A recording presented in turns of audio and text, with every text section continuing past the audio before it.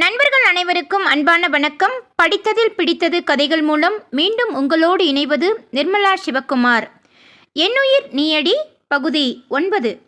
நம்முடைய சேனலில் வரக்கூடிய கதைகள் உங்களுக்கு பிடித்திருந்தால் மறக்காமல் சேனலை லைக் அண்ட் சப்ஸ்கிரைப் செய்து சேனலுக்கு ஆதரவு தாருங்கள் நண்பர்களே. ஃபோன் அடிக்கும் சத்தத்தில் கண்விழித்த தினேஷ் ஃபோனை அட்டன் செய்து ஹலோ என்றான். ஹலோ பாஸ், இன்னைக்கு இன்டர்வியூ இருக்கு, அதற்கு தான் கால் செய்தேன் என்றான் மணி. இன்னும் 2 மணி நேரத்தில் நான் அங்கே இருப்பேன் என்றான். என்ன தலை இப்படி வலிக்குது என்று நினைத்து இரவு நடந்ததையெல்லாம் ஒன்னொன்னா ஞாபகம் வர அப்பொழுது கூட அவள் மேல் உள்ள கோபம் கண்ணை மறைத்தது. அப்பொழுது கூட தான் அவளை உடலால் சித்திரவதை செய்திருக்கிறோம் என யோசிக்க மறந்துவிட்டான்.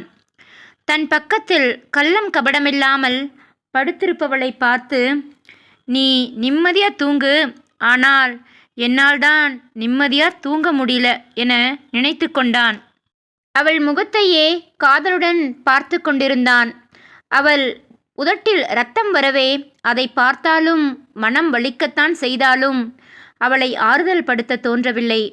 அவளின் பாதி மென்மை பகுதி வெளியில் தெரிய போர்வை எடுத்து கழுத்து வரை போர்த்திவிட்டான். பிறகு குளியலறைக்குள் சென்றான்.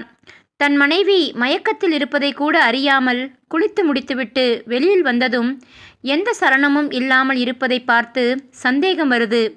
அவள் அருகில் வந்து எழுந்து நின்றான். சிறு அசைவும் இல்லாததை பார்த்து நொடிப்பொழுதில் பயம் தொற்றிக்கொண்டது. அவள் முகத்தில் தண்ணீர் தெளித்தான். சிறு அசைவு வரவும் தண்ணீரை நன்றாக தெளித்து குடிக்க தண்ணீர் கொடுத்தான். போதும் நடிச்சது, எழுந்திரு என்று கூறிவிட்டு துணி மாற்றும் அறைக்கு சென்று விட்டான். அப்பொழுது மோகனாவின் ஃபோன் அடித்தது. ஹலோ சொல்லுங்கப்பா என்றாள் மோகனா. நீ பிளேஸ்மெண்ட் அட்டன் பண்ண வேண்டாம், 2 கம்பெனி அட்ரஸ் அனுப்புகிறேன், நீ போய் இன்டர்வியூ அட்டன் பண்ணு, உன்னுடைய திறமைக்கு வேலை கிடைக்கும் என்றார். அந்த கம்பெனியின் அட்ரஸை வாட்ஸ்அப்பில் அனுப்புங்கள் என்றாள். தினேஷ் மனைவியின் அருகில் வந்து சொடக்கிட்டு, நீ நடித்தது போதும், நான் உன்னை எவ்வளோ நம்பினேன் தெரியுமாடி, அதையெல்லாம் சுக்கு நூறாக உடச்சிட்டியேடி, ஏன்தான் உன்னால தான் நான் மாறப்போகிறேன், ஒவ்வொரு வார்த்தையும் எங்கே இருந்துடி இப்படி பேசுகிற, கத்தி இல்லாமலேயே வார்த்தையால் கிழிக்கிறதுக்கு உன்னால் மட்டும்தான் முடியும், இதுவரை என்னோட காதலையே பார்த்த, இனிமே என்னுடைய வெறுப்பை பார்க்க போகிற என கோபமாக கூறிவிட்டு சென்றான். அவன் சொன்னதையெல்லாம் நினைத்து பார்த்து மோகனா நான் பேசியது தப்பு என்று புரிந்தாலும் அவன் தன் உடலில் காட்டிய வன்மை இன்னும் நடுக்கத்தை கொடுக்க, காலில் அடிபட்டிருப்பது வேறு வலி. பிறகு குளித்து முடித்துவிட்டு காலில் டெட்டாயில் எடுத்து வைத்துக்கொண்டு துணி மாற்றிக்கொண்டு உடலில் உள்ள காயங்கள் யாருக்கும் தெரியாத மாதிரி உடைகளை அணிந்து கிளம்பினாள். கீழே வந்தாள். தினேஷ் சாப்பிட்டு கொண்டிருந்தான். மனைவியின் அழகை பார்த்து ஒரு நொடி ரசித்தான். பின் சுதாரித்து கொண்டு சாப்பிட ஆரம்பித்தான். சரஸ்வதி, மோகனா நீயும் சாப்பிடு என்றாள். சரிங்க அத்தை என்று டைனிங் டேபிளில் அமர்ந்தாள். எதிரே உள்ள தினேஷை பார்க்கவே கூடாது என்று நினைத்தாள்.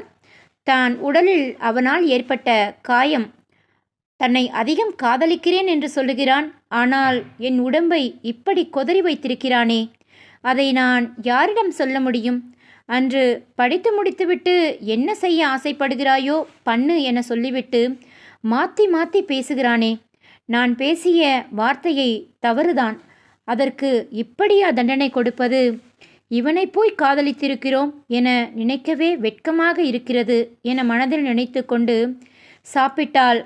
ராம், என்ன மோகனா எங்கேயோ வெளியில் போறியா என்றான். ஆமாம் மாமா, இன்டர்வியூக்கு போகிறேன், முருகன் அப்பா 2 கம்பெனி அட்ரஸ் அனுப்பியிருக்கார், அந்த கம்பெனிக்கு போகிறேன் என்றாள்.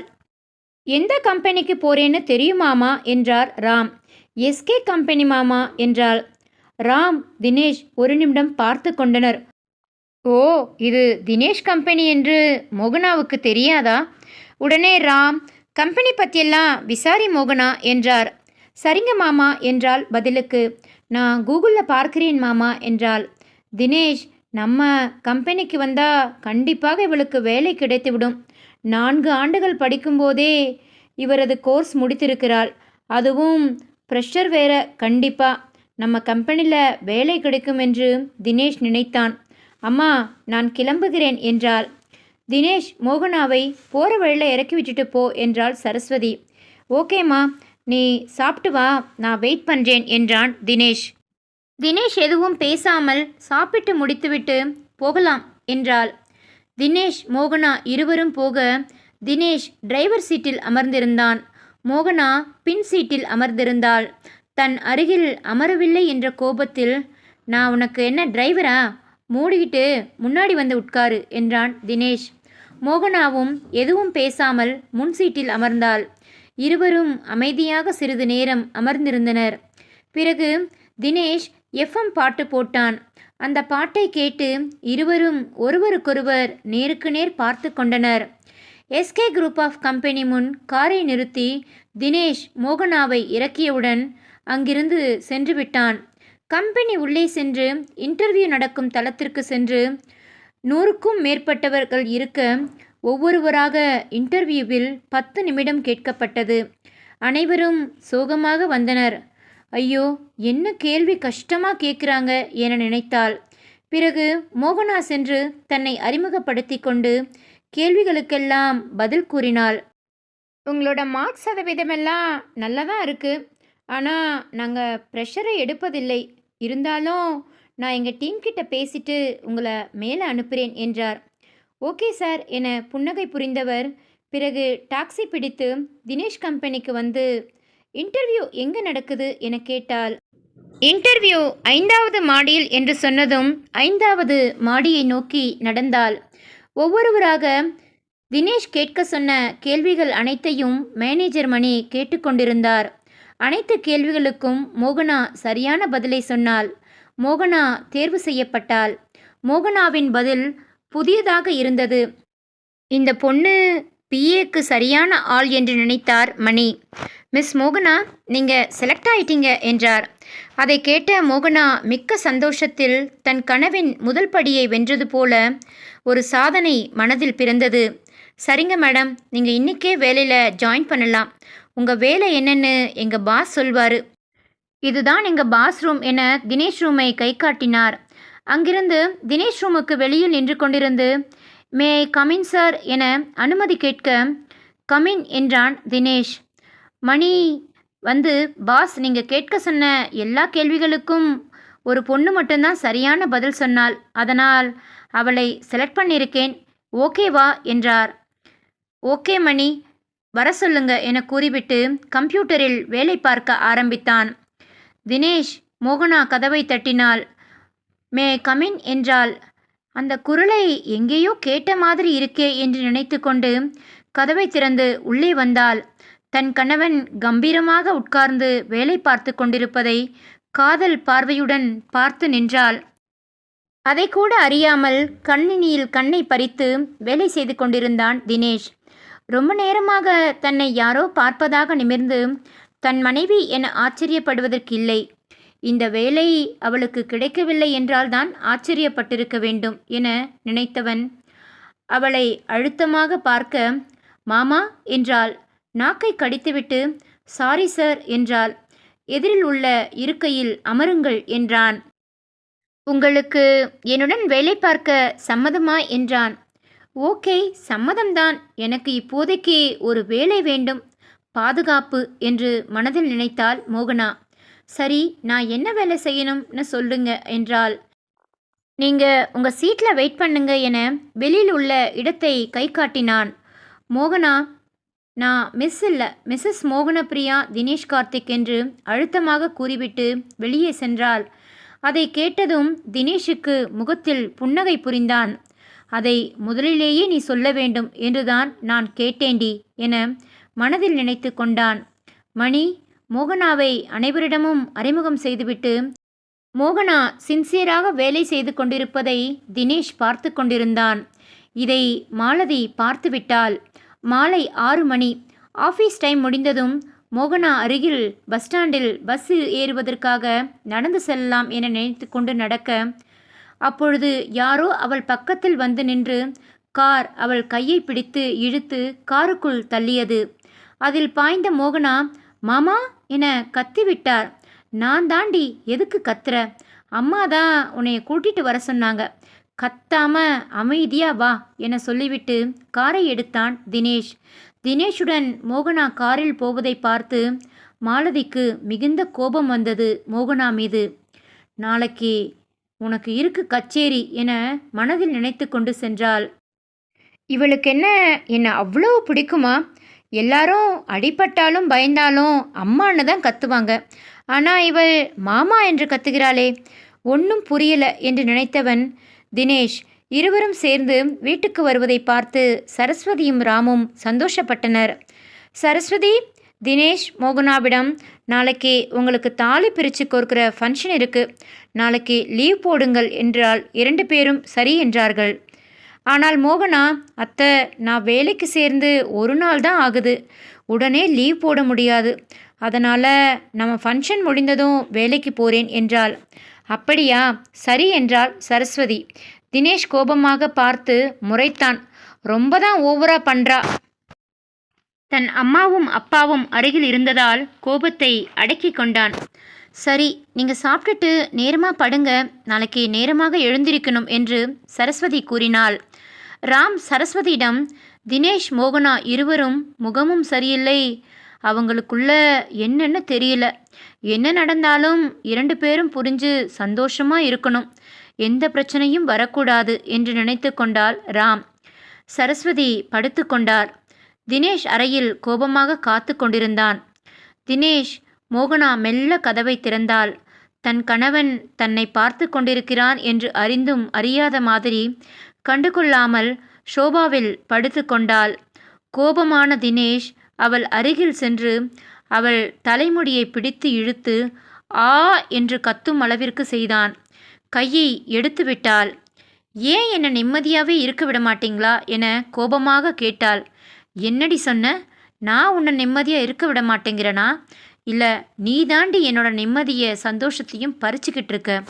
உங்கள் அம்மா என்னை பற்றி என்ன நினைப்பாங்கன்னு யோசிச்சு பார்த்தியா? ஏன் என்றால் கோபமாக. ஹலோ மிஸ்டர் தினேஷ், எங்கள் அம்மா உங்களை எதுவும் சொல்ல மாட்டாங்க. அந்த மாதிரி சில்லி காரணம் சொல்லி என்னை வேலைக்கு போக வேண்டாம் என்று நினைத்து சொல்லாதீங்க. என்னோட வேலை எனக்கு ரொம்ப பிடிக்கும், அதை யாருக்காகவும் நான் விட்டு கொடுக்க மாட்டேன். ஐ, அது கட்டின புருஷனாக இருந்தாலும் சரி என்றால் அழுத்தமாக. என்னடி ஓவரா பேசுகிற? வேலைக்கு போகிறேன்னு திமிரா என்றான் கோபமாக. எனக்கு எதுக்கு திமிரு வர? நான் எப்பொழுதும் போலத்தான் இருக்கேன், உங்களை மாதிரி ஆணாதிக்கம் பிடிச்சு அலையல என்றாள் கோபமாக. ஆமாடி, நான் ஆணாதிக்கம் பிடிச்சவன்தான், அலைகிறேன். இப்போ என்னோட ஆணாதிக்கத்தை காட்டப் போகிறேன் என்று கூறிவிட்டு அவளை அப்படியே தூக்கி பெட்டில் போட்டான். மோகனா ஒரு நொடி பயந்தே போய்விட்டாள். நீங்க இப்போ என்ன பண்ணி கொண்டிருக்கிறீர்கள் என்று பயந்து கேட்டாள். வேர்த்து விறுவிறுத்து நின்றாள். அவளை நெருங்கி வந்த தினேஷ் அவள் அணிந்திருந்த டாப்பை நொடிப்பொழுதில் கழற்றி வீசினான். பயந்து போய் இருந்தவளின் முகத்தில் வேர்வை துளிகளை தன் உதட்டால் சுவைத்து பின் அவள் உதட்டை முத்தமிட்டான். அவள் என் செயலில் துவண்டு போயிருந்து பெண் அவள் தன்னிடம் இருந்து அவனை பிரிக்க முயற்சி செய்து எப்பொழுதும் போல் அவனை 1 இன்ச் கூட நகர்த்த முடியவில்லை. அதன் இயலாமையால் அவளுடன் கண்ணீர் சிந்தி இன்று என்னெல்லாம் நடக்கப் போகிறதோ என நினைத்தாள். தன் மனைவியின் துயர் அறியாமல் அவளை வழி நிறைந்த பார்வையில் பார்த்தாள். மோகம் கண்ணை மறைக்க ஆண்மை நினைத்தது அத்தனை பெருமை கொண்டான். நேரம் ஆக ஆக தன்னை மேலும் வன்மையாக நாடுபவனை பார்த்து கண்ணீர் சிந்தியவள் வலி பொறுக்க முடியாமல் அவன் முதுகில் அடித்து அவன் தலைமுடியை பிடித்து இழுத்து அவன் உதட்டை கடித்து வைத்தாள். முத்தத்தில் ஆரம்பித்து வைத்த மோகனாவிடம் மென்மையையும் வன்மையையும் கலந்து தன் மனைவிக்கு முத்தம் எப்படி தருவது என கற்றுக் கொடுத்து கொண்டிருந்தான் தினேஷ். அதில் மூச்சு விட்டது போல் இருக்கவும் தலையை இடவலமாக ஆட்டினாள் மோகனா. அவளிடம் இருந்து பிரிந்த தினேஷ் அவன் கழுத்துகளையும் முகம் பதித்தவன். தாலி கயிறு இருக்கும் குண்டுமணி அவள் நெற்றியில் லேசாக கீற அந்த தாலி செயினை பிடுங்கி எறிய பார்த்தான் தினேஷ். மோகனா தாலிக்கயிறை பத்திரமாக பிடித்து கொண்டு வேண்டாம் என்று சோர்வான குரலில் கூறினாள். உடலெங்கும் 1000 முத்தத்தை இட்டு தன்மேல் ஆடிக்கொண்டிருந்தவன் வெயிட்டை தாங்க முடியாமல் திணறிப்போனாள் மோகனா. அவனை பார்க்க கோபம் வந்தாலும் அவனை விலக்க மனம் வரவில்லை. தன்னை கட்டாயப்படுத்தி எடுத்துக்கொண்டாலும் அவனிடம் தன் பெண்மை மயங்குவது என்று நினைத்து கொண்டாள். காதலனுடன் கூடினால் எத்தனை அர்த்தமுள்ளதாக இருக்கும். ஆனால் தனக்கு நடந்த கூடல் அனைத்தும் கட்டாயத்தின் அடிப்படையிலேதான் நடக்கிறது என நினைத்தவள் அப்பாடா என உணர்ந்து மூச்சு கூட விட்டிருக்க மாட்டாள். அதற்குள் அவளின் உடலில் யுத்த ஆட்டம் ஆரம்பித்து விட்டான் தினேஷ். அப்பொழுது அறையின் கதவு டப் டப் என்று தட்டும் சத்தம் கேட்க அதை கேட்டு எரிச்சலானான் தினேஷ். அவளிடம் இருந்து பிரிந்தவன் அவள் மேல் போர்வையை போர்த்திவிட்டு கீழே கிடந்த பேண்டை எடுத்து அணிந்து கொண்டு கபோர்டில் இருந்த பனியனையும் எடுத்து மேலே போட்டு கொண்டான். மூச்சை இழுத்துக்கொண்டு கதவை திறந்தான். தன் மகனை பார்த்து புன்னகை புரிந்தவ, இன்னுமா தூங்குறீங்க? நேரமாச்சு, 2 பேரும் ரெடி ஆயிட்டு வாங்க, வள்ளி இன்னும் 1 மணி நேரத்தில் வந்துடுவாங்க என்று சொல்லிவிட்டு தன் அம்மா கிளம்பி சென்றாள். தினேஷ் கதவை தாழிட்டு விட்டு வந்து தன் மனைவியை பார்த்தான். அதில் இவள் எப்படி இந்த கோலத்தில் இருக்கிறாள் என்பதை நினைத்து மிகவும் வருத்தப்பட்டான். தன்னைத்தானே திட்டிக் கொண்டவன் அவள் அருகில் வந்து தன் மனைவியின் முகத்தை பார்த்தான். அழுது அழுது சிவந்து போயிருந்த கண்களும் தன் செயலால் கிழிந்து போயிருந்த உதட்டை பார்த்து பேச்சே வராமல் தன்னை யாரோ சாட்டையால் அடிப்பது போல் அத்தனை வலியையும் உணர்ந்தவன் அவள் படுத்திருக்கும் கோலத்தை கண்டு அதிர்ந்து போனான். அவள் மேல் இருந்த போர்வையை நீக்கிவிட்டு அவளை பார்த்தான். அவள் உடலெங்கிலும் காயங்கள். கண்களில் கண்ணீர் துளி உருண்டோட அவள் அறியாமலேயே அதை துடிதுடித்து கொண்டான். தன்னால் அவள் உடம்பு இருந்த கோலத்தை பார்த்து நொறுங்கி போனான். அவன் முகத்தை பார்த்தான். அவன் என்ன நினைக்கிறான் என்று ஓரளவிற்கு அறிந்த மோகனா அவன் கொடுத்த வழியில் வாயை திறந்து பேசக்கூட சிரமப்பட்டாள் என்பது உண்மையே. தன் மனதில் ஓடும் எண்ணங்களை ஓரம் கட்டிவிட்டு அவளை தன் கையில் ஏந்தி கொண்டான் தினேஷ். ஏந்தி கொண்டு அப்படியே அவளை குளியலறைக்குள் புகுத்தி மெதுவாக பாத்ரூமில் அமர வைத்து பிறகு ஒரு குழந்தையை குளிப்பாட்டுவது போல அத்தனை மென்மையாய் அவள் அங்க வளைவுகளை வலிக்காமல் தேய்த்துவிட்டு குளிக்க வைத்து விட்டான். தலையை தேய்த்து குளிக்க வைத்துவிட்டு அங்கிருந்த துண்டை எடுத்து அவள் உடலை சுற்றி தன் மனைவியை தூக்கி கொண்டு உடைமாற்றும் அறைக்கு கொண்டு வந்தவன், அம்மா கொடுத்த ட்ரெஸ் எங்கடி வச்சிருக்க என கேட்க கையை நீட்டினாள் மோகனா. மோகனாவை சிலை போல் அமர வைத்துவிட்டு சாரியையும் அதற்கு தகுந்தாற்போல் இருந்த கோல்டன் நிற பிளவுஸையும் எடுத்து வந்து முதலில் உள்ளாடையையும் அணிவித்து அவளுக்கு அணிவித்து விட்டான். பின் சேலையை பிரித்தெடுத்து அழகாய் கட்டினான். அவளுடைய அழகான கூந்தலை ட்ரையர் உதவியுடன் காய வைத்துவிட்டு 2 பக்கமும் முடியெடுத்து சென்டர் கிளிப்பிட்டு அதற்கு மேலிருந்த முடியை பின்னிவிட்டான். அவளை டேபிளின் அருகே அழைத்து சென்று அங்கிருந்த சேரில் உட்கார வைத்து எந்தவித ஒப்பனையும் செய்யாமல் 2 புருவங்களுக்கும் நடுவில் பொட்டு வைத்து அதன் மேல் மஞ்சள் கீற்றை வைத்தவன் நெற்றி வகுப்பில் குங்குமம் வைத்துவிட்டு கெடுத்து தன்னால் ஆன உதட்டு காயத்தை மறைத்துவிட்டு முக அலங்காரத்தை முடித்தவன் அவள் காதில் அணிந்திருந்த தங்கத்தோடை கழட்டிவிட்டு சேலைக்கு ஏற்றாற்போல் ஜிமிக்கியை அணிவித்துவிட்டு கைக்கு கண்ணாடி வளையல் அணிவித்து விட்டான். தன் மனைவியை மேலிருந்து கீழ்வரை ஒரு பார்வை பார்த்து தேவதையாக தெரிந்தவளை பார்த்து மயங்கி போன ஆண்மகன் இங்கு இருந்தால் அவளை ஏதோ செய்துவிடுவோம் என பயந்து ஆடைகளை எடுத்துக்கொண்டு குளியலறைக்குள் புகுந்து கொண்டான். இதை செய்ததெல்லாம் ரோபோ போல் அமர்ந்திருந்த மோகனா அவன் சென்றவுடன் நடந்த அனைத்தையும் நினைத்து பார்த்து மனதிற்குள் விரக்தியாக சிரித்து கொண்டாள். என்கிட்ட அன்பா காதலா 4 வார்த்தை பேசல, என்னோட உடம்பை மட்டும் தினமும் வேட்டையாடுகிறான். இந்த உடம்பு தான் இவனுக்கு தேவையா? நைட்டு முழுவதும் சித்திரவதை பண்ணுறான் என நினைத்து கொண்டு கண்ணாடியை பார்த்தவள் இதுவரை மனதில் இருந்ததை மறந்து இதுதான் நானா என்னும் அளவிற்கு கண்ணு மொழி பிதுங்கி வெளியில் வந்து விடும்போது கண்ணாடியை பார்த்தாள். என்ன நான் இவ்வளவு அழகாக இருக்கிறேன்? நான் இவ்வளவு அழகா என முதல் முறையாக தன்னை பார்த்து புருவம் உயர்த்தினாள். முதல் முறையாக தன்னை பார்த்து கர்வம் கொண்டாள். நான் இவ்வளவு அழகா இருக்கிறேனா என்று நினைத்து கொண்டிருக்கும் பொழுதே வெள்ளை வேஷ்டியுடன் தன் மனைவியை அணிந்திருந்த சேலைக்கு மேச்சாக மேக நிற சட்டையையும் அணிந்து கம்பீரமாக வந்தவனை பார்த்து மோகனா அவனை ரசித்து பார்த்து கொண்டிருந்தாள். இதை பார்த்ததும் தினேஷுக்கு தெரிந்துவிட்டது தன் மனைவி தன்னை ரசித்து பார்த்து கொண்டிருக்கிறாள் என்று. கண்ணாடி முன்பு நின்று தலையை சீவி சரி செய்து கொண்டான். இடது கையில் ஸ்மார்ட் வாட்ச், மற்றொரு கையில் தங்க காப்பான் என்று ஆண்மையின் இலக்கணமாக நின்றான் தினேஷ். அதன் பிறகு இருவரும் ஜோடியாக ஹாலிற்கு வந்தனர். இருவரையும் ஜோடியாக பார்த்த சரஸ்வதி, ரொம்ப அழகாக இருக்கிறீங்க என்றவர் தன் மகனை பார்த்து, நேரமாச்சு. தன் மருமகளை பார்த்த சரஸ்வதி, மோகனா நீ உட்காருமா, நான் காஃபி போட்டு கொண்டு வரேன் என்றாள். கிச்சனுக்குள் நுழைந்த அடுத்த 5 நிமிடத்தில் காஃபி போட்டு வந்து கொடுத்தாள். காஃபியை வாங்கி கொண்ட மோகனா, சரிம்மா நான் போய் பாத்திரத்தை வாஷ் பண்ணிட்டு இருக்கேன் என கிச்சனுக்குள் சென்றாள். அவர் பின்னாலேயே வந்த மோகனா, அத்தை அகிலா இன்னும் வராமல் இருக்கா, நீங்கள் எழுப்பி விட்டீங்களா என கேட்க, நான் அப்போவே எழுப்பி விட்டுட்டேம்மா, இந்நேரம் அவள் ரெடியாகிட்டு இருப்பா என்று சொன்னார்கள். பாத்திரத்தை தேய்த்து கொண்டு சரிங்க அத்தை என்றவள் மனதிலேயே, நானாவது பரவாயில்ல, அந்த குண்டுக்கு புடவை கட்டவே தெரியாது, எப்படி கட்டணும்னு கூட தெரியாது என நினைத்து கொண்டு கையில் அலைபேசியை வைத்து கொண்டிருந்தாள். அதே நேரம் அகில் அறையில் ட்ரெஸ்ஸிங் ரூமில் புடவை எப்படி கட்ட வேண்டும் என யூடியூபில் பார்த்து கையில் வைத்திருந்த புடவையில் தலை எது என்று கூட தெரியாமல் ஏனோதானோ என கட்டி கொண்டிருந்தாள். என்னடி பண்ணுற, ஒரு புடவை கட்டுறதுக்கு இவ்வளோ நேரமா என கேட்க, அவ்வளவுதான் முடிஞ்சிருச்சு, இன்னும் ஒரு 10 நிமிஷம் என்றாள்.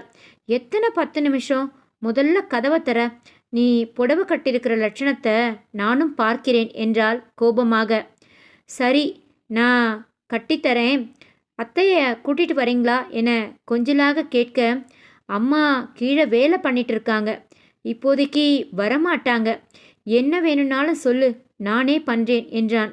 ஐயோ இவன் வேற காலந்தெரியாமல் என் மனதில் நினைத்து கொண்டு, ச்சே இந்த சேலை வேற இடுப்பில் நிற்கவே மாட்டேங்குது, நான் என்ன பண்ண போகிறேனே எனக்கு தெரியல என்று அகிலா புலம்பிக் கொண்டிருந்தாள். இப்போ நீ கதவை திறக்க போறியா இல்லை கதவை தொடச்சிட்டு உள்ளே வரவா என அகில் கூறினான். இவன் செய்தாலும் செய்து விடுவேன் என முணுமுணுத்து கொண்டே கதவை திறந்தான். அகிலா புடவையை கட்டத் தெரியாமல் சுத்தி கொண்டு நின்றவள் அகிலனை பார்த்ததும், எனக்கு தெரியும்டி நீ இப்படித்தான் இருப்பேன்னு என மனதில் நினைத்து கொண்டவன் அவன் அருகில் வந்து புடவையை இழுத்து ப்ளீட் எடுத்து அவளை முறைத்து பார்த்து சிரித்தே விட்டான். அவளுக்கு அழகாக சேலையை கட்டிவிட்டான். இப்போ சீக்கிரம் ரெடியாகிட்டு வா என சொல்லிவிட்டு அங்கிருந்து வெளியில் வந்தான். அகிலா தலையை சீவி கழுத்துக்கு டைமண்ட் நெக்லஸ் அணிந்து கொண்டு நெற்றியில் குங்குமம் வைத்துவிட்டு தன்னை ஒரு முறை கண்ணாடியில் பார்த்து திருப்தியான பின்பே வெளியில் வந்தாள். சிவப்பு நிற புடவையில் அம்மன் சிலை போல் அப்படியே அகில் மயங்கி நின்றான். இருவரும் ஜோடியாக ஒரே வண்ண உடையில் வருவதை பார்த்து சந்தோஷம் கொண்டவள், அத்தை அகிலா அகிலன் வந்துவிட்டாங்க என குரல் கொடுத்தாள். அதை கேட்டு கிச்சனில் இருந்து வெளியில் வந்தாள் சரஸ்வதி. இருவரும் அருகில் வந்து செம்ம அழகு என நெட்டி முறித்துவிட்டு கிச்சனுக்குள் சென்று இருவருக்கும் காஃபி கொண்டு வந்து கொடுத்தாள். மீண்டும் கிச்சனுக்குள் புகுந்து விட்டார். ஃபோன் அடிக்கவும் அதை அட்டன் செய்து கொஞ்சம் நகர்ந்து சென்று பேச ஆரம்பித்தவன் அகிலாவை பார்த்து புன்னகை புரிந்தான். மோகனா அகிலாவை பார்த்து, அகிலா உனக்கு சேலை கட்டியிருக்கா, சூப்பரா இருக்கு என்றாள் புன்னகையுடன். அதை கேட்டு வெட்கத்தில் சிவந்தாடியை போட்டு குட்டிச்சாத்தான் என சினுங்கினாள். என்னடி குண்டு இப்படி வெட்கப்படுற என மேலும் மோகனா சீண்டினாள். அமைதியா இருடி என அகிலா சொல்லும்போதே கார் சத்தம் கேட்கவும் சில நொடியில் வீட்டிற்குள் நுழைந்தான் தினேஷ். அவனை பார்த்ததும் மோகனாவின் புன்னகை முகம் மறைந்து இறுகியது.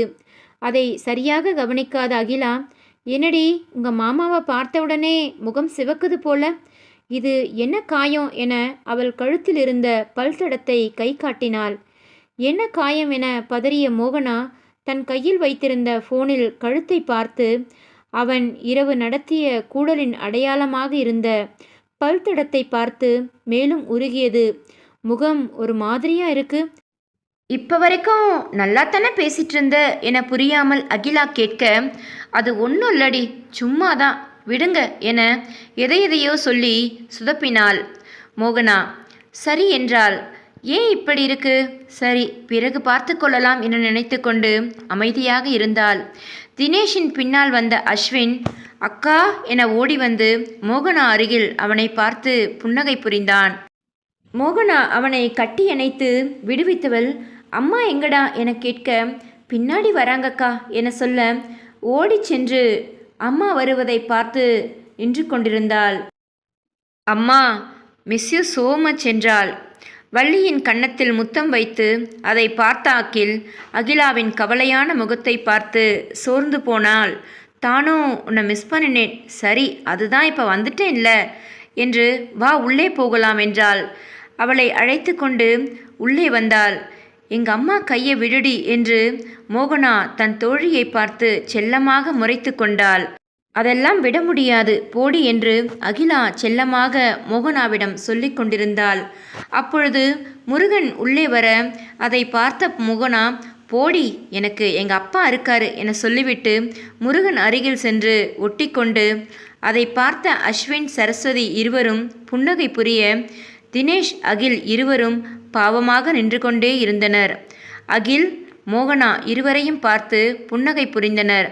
அஸ்வின் சரஸ்வதி இருவரும் தாலி செயின் வாங்கி கொண்டு வந்ததெல்லாம், ஏன் எல்லோரும் நின்றுட்டே இருக்கீங்க, உட்காருங்க, இன்னும் சில மணி நேரத்தில் ஆரம்பிச்சிருவாங்க என்றான். சரி என அனைவரும் ஷோபாவில் அமர்ந்தனர். அந்த சமயம் வெளியில் ஜீப் நிற்கும் சத்தம் கேட்க, தினேஷ் யாரோ வந்திருக்காங்க, போய் பாரு என்றார் சரஸ்வதி அம்மா. உங்களுக்கு வேண்டப்பட்டவன் தான் வந்திருக்கான் என தினேஷ் புன்னகையுடன் கூறினான். எனக்கு வேண்டப்பட்டவனா என யோசித்த சரஸ்வதி உள்ளே வந்து கொண்டிருந்த வசந்தை பார்த்து புன்னகையுடன், வாடா கண்ணா, உனக்கு இப்போதான் வீட்டுக்கு வரணும்னு கண்ணு தெரிஞ்சுதா என செல்ல கோபத்துடன் கேட்க, கேஸ் விஷயமா கோயம்புத்தூர் போயிருந்தேம்மா, அதனால தான் சரியா வர முடியல என்றான் வசந்த். சரி சரி வா, வந்து உட்காரு. சரஸ்வதி அவனை சோபாவில் அமர்ந்தவுடன் மோகனாவை பார்த்து, மோகனா, இவன் பேரு வசந்த், உன்னுடைய புருஷனுடைய பெஸ்ட் ஃப்ரெண்டு என்றாள். சரிங்க அத்தை என்றாள். மோகனா வசந்தை பார்த்து புன்னகைத்தாள். தானும் அவளை பார்த்து புன்னகை புரிந்த வசந்த், அப்பா எப்படி இருக்கீங்க என ராமை பார்த்து கேட்டான். நான் நல்லா இருக்கேன் வசந்த், இனிமே இங்கே தானே இருப்ப, இல்லை மறுபடியும் கேஸ் விஷயமா போகணுமா என கேட்டார். இனிமே இங்கே தான்ப்பா இருப்பேன் என்று வசந்த் மோகனாவை பார்த்து, மோகனா படித்து முடிச்சிட்டியா, நெக்ஸ்ட்டு என்ன பண்ணலாம்னு இருக்க என கேட்டான். இப்போதைக்கு எந்த ஐடியாவும் இல்லை அண்ணா என்றாள்.